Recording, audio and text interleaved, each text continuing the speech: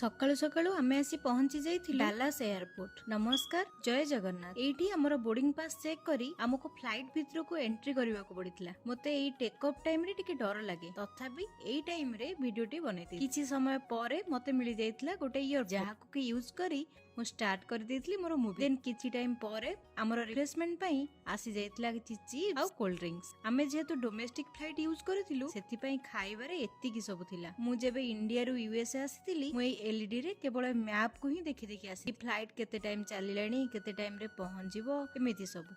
Finally 2.5 घंटार flight journey रे आमे आसी पहुंची जाइतिलु अटलांटा। देन एयरपोर्ट रे पहुंची हम बैग को बेल्ट रो रिसीव करबा को गलु। देन सेठू गोटे ट्रेन जार लोकल नेम थिला मार्टा ताको धरी आमे पहुंची जाइतिलु हमर प्री बुक हेतिबा गोटे रूम रे। एटा थिला हमर ब्यूटीफुल रूम। नेक्स्ट वीडियो रे कहबी हमस आउ के सब आसीतिले आ आमे एठी टाइम स्पेंड करथिलु। रहिली, बाय बाय।